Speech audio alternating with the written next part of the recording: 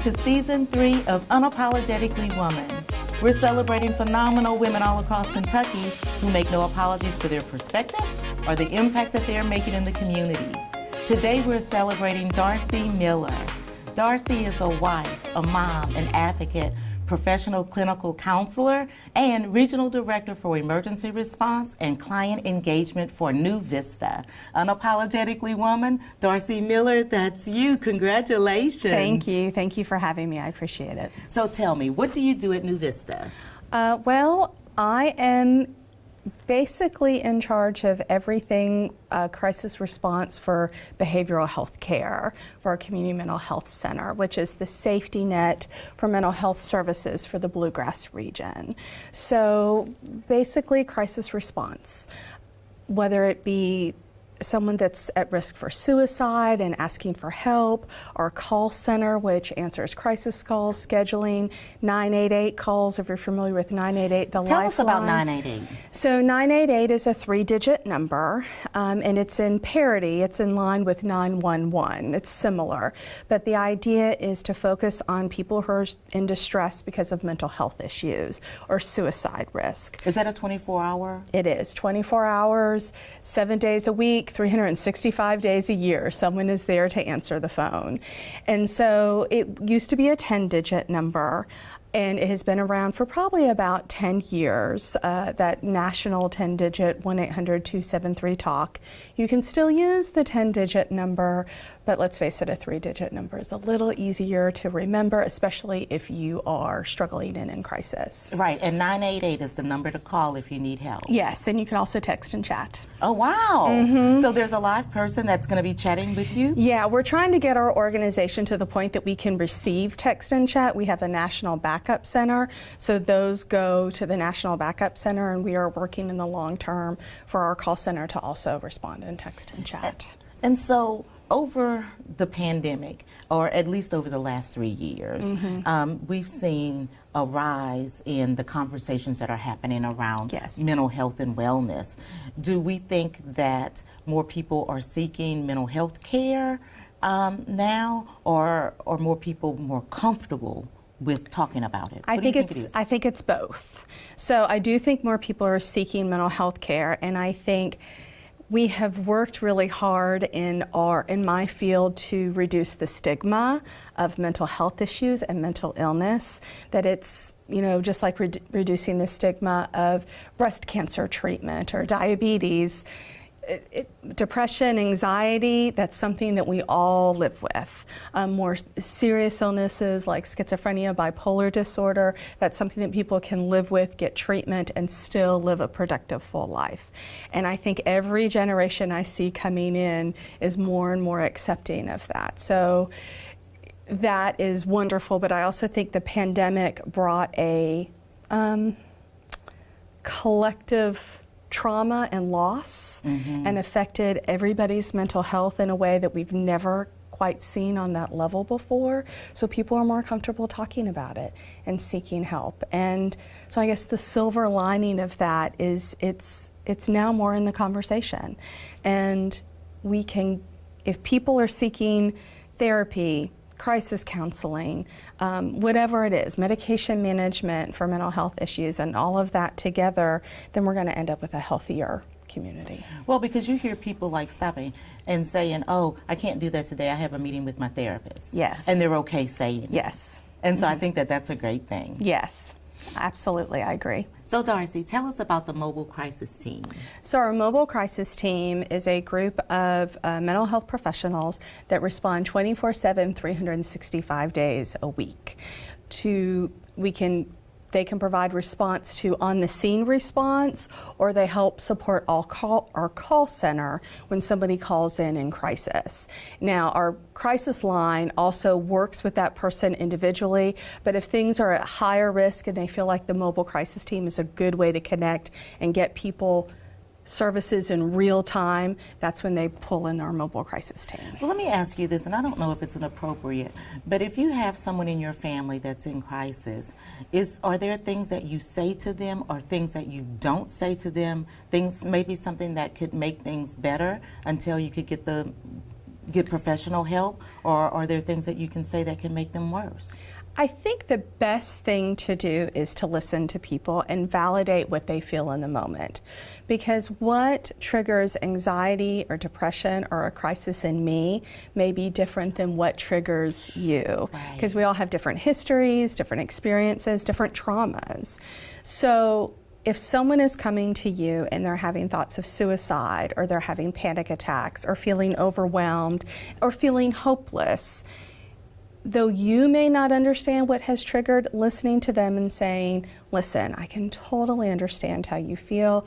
Let's see, would you be interested in calling 988? Can I talk to you? Can I connect you with somebody? I think that's the best thing. So the first thing is just to listen and validate what they're feeling. And so also, one of the things that I'm just curious about is, what are some of I don't want to say trigger words or key words that a family member might be listening for if they're talking? I know you said feeling empty or something like that. What are some things that are signs that you might want to pay a little bit more attention to your loved one? If there's changes, and this could be for your teenager or your child or your spouse or your brother or sister, friends that you work with, but if you notice anything that is not kind of their typical behaviors, they're eating more than they usually do, or they're not eating at all, they're sleeping all the time, or they're coming to work late because they can't get to sleep. They're having all different kinds of insomnia. They've started to withdraw. They're not interacting in the normal ways. So like, it's a coworker, and I was just thinking today, we had a staff meeting, and there was lots of June birthdays and celebrations, so there was cupcakes and donuts and what have you, and maybe somebody on our team they're not interacting like they usually do, or they bow out, or they're not participating, and you see that again and again and again. Not just like, oh, I'm not feeling well today, but it begins to have a pattern. Those are some warning signs. Some of the things that people may say is, I'm feeling overwhelmed, or, sometimes I wish I could just sleep and just not wake up. And some people are very direct. They're like, sometimes I just wish I wasn't here anymore. I wish I could just die. I don't want to be there.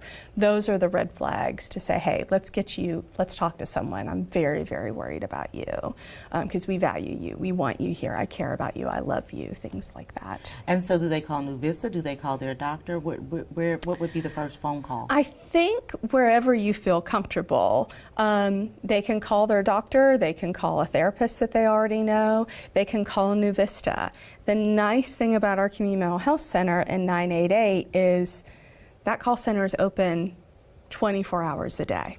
So if this happens at 3 o'clock in the morning or 2 o'clock on a Saturday afternoon, it may be hard to get a hold of your primary care doctor, but you can call 988 or our 800 number, 1-800-928-8000, and you're going to hit the same call center. So it's kind of like that's easy. Yes, it's easy. So you're going to hit the same call center with the same resources.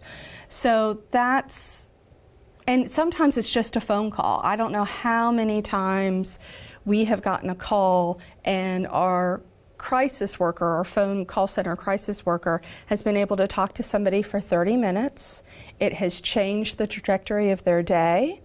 And maybe they did have a therapist or services already, and they're like, you're going to follow up with so-and-so on Monday. Yes. And we do follow-up calls with people that are at risk if they're willing. And we follow up the next day or within 24, 48 hours to kind of do check-in services. There are other times that people call, they're at risk, they've talked to our crisis worker, and they're like, you know what, how would you feel about me connecting you with mobile crisis? And we can either send someone to your home or like if it's a community partner calling, such as a school or law enforcement, we can send somebody there. And sometimes people are not completely comfortable with that, or it's going to take a little bit too long to get there because we do cover 17 counties. We can also do it via telehealth, and that is a wonderful, powerful tool that has come out of COVID, one of the silver linings. There aren't a ton, but that's one of them, and that is utilizing telehealth. So we don't have to worry about travel. We can connect you with a therapist in real time. Right there. Right there. And so you also do mental health training for professionals. Yes. Tell us about that. We're in a partnership with Lexington Police and also with officers on the regional level within our 17 counties, where we do something called CIT training, which is Crisis Intervention Teams. That's special training for law enforcement about mental health issues. So that is 40 hours, it's a whole week that they're in there, that they are receiving this training, and it's in conjunction with law enforcement. So we do the mental health piece and they do the law enforcement piece. So we train together, and it's about issues with serious mental illness, people with intellectual and developmental disabilities, kids in crisis, PTSD, all of those issues that we help train law enforcement to recognize and also know the resources in our community on who to call. And we're the community mental health center, we're the safety net, right? So, and we say all the time, when in doubt, because it's 40 hours, and I joke about it being death by PowerPoint because it's a lot of information up front and they role play and things like that. So, but if when in doubt, you call us and we'll help you walk you through it, so we can, here are the resources, here's what we can do, here's how we can provide supports. So police don't always have to be social workers. They can get some supports with our mobile crisis team or our crisis center. Well, and I think that that's really important, because police officers often don't know what situation they're walking into. Yes. Yeah, and they have to be a little bit of jack of all trades, right? So the more tools that we can give them, the more supports we can give them, it's better for them, and it's also better for people that are experiencing a mental health crisis, that they are connected to the right place and the right resource, and that they don't inadvertently get arrested or end up in an emergency room where they're there for hours and hours and hours on end. I mean, how much better would it be to be connected with a telehealth with a mental health professional in the moment? So a little bit about you. Sure. You're from Alabama. Yes. And met an old Kentucky guy. Yes. And fell in love. Yes. Tell us the story. Born in Alabama, raised in Pennsylvania, and came to Kentucky for school for my master's program.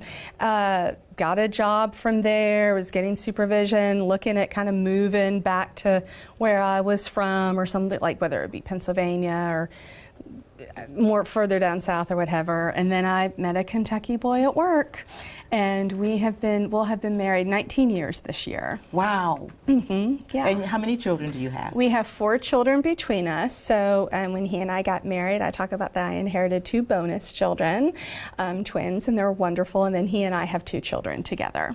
That's a pretty solid enlarged family nowadays. Yeah. Yes, it is. Yeah.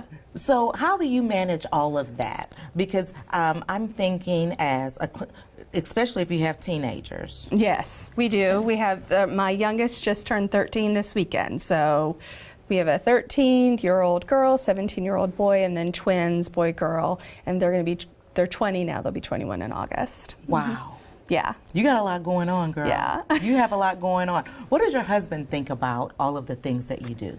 Oh, he's so proud. He's in the field too, so it's kind of nice because we provide supports for each other. Let's say his name. We're calling him the husband. Tony Miller. Yeah. Tony Miller, aka, shout out to him. Yeah, the He's Kentucky wonderful. boy, the husband, the dad. Yeah, and he's a counselor too. And you know, I'm very fortunate that we found each other because we really look at it as a partnership in life and professionally, and so, you know, me supporting him professionally and vice versa.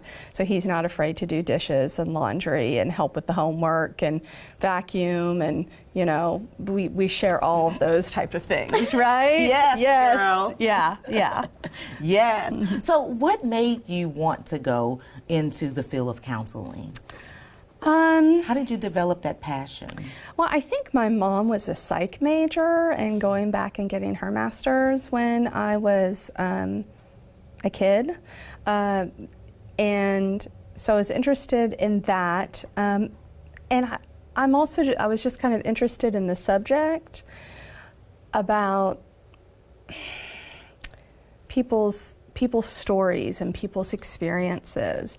And personally, I grew up in a very rural part of Pennsylvania, And my town had one street light. Used to have a blinking light, but got so small they got rid of it. And I saw some of my friends struggle with mental health issues, and there weren't a whole lot of resources. So I watched my mom major in that and get experience and training in that. And I also saw my friends deal with, I had a friend who was sexually abused. I've had friends growing up who struggle with it. Like just now, nothing has changed. There's nothing new under the sun, right? So depression, anxiety, things like that. I was like, I want to be trained in that. I want to give back. I want to be a resource where there aren't enough resources for that, because there aren't enough of us out there. So that's how I got into it. So just like you watching your mom, there are going to be young girls, young women, men watching you today. Mm-hmm. What kind of advice would you give them about their future and, holding on to their dreams? I think follow your passion, follow what you're interested in, and that there are going to be bumps in the road. Expect that. You're going to make mistakes. Expect that. But that is just one part of the journey, and those things can enhance and enrich. And even if it's a hard left turn and you're like, I didn't see that coming, that doesn't mean that you can't utilize it for the bigger picture and where you're going. And I think, and just kind of on the mental health vein and wellness and things like that, if you run into loss, if you run into, because sometimes anxiety and depression can feel like it's coming out of nowhere, or a major life change, ask for help early. There's no shame in that. And I don't sell a product that I haven't tried, right? So it can be very enriching, it can be very healing, it can help people with recovery. Congratulations. Thank you so much. You guys continue to watch as we celebrate other phenomenal women just like Darcy on Unapologetically Woman. I'll talk to you soon.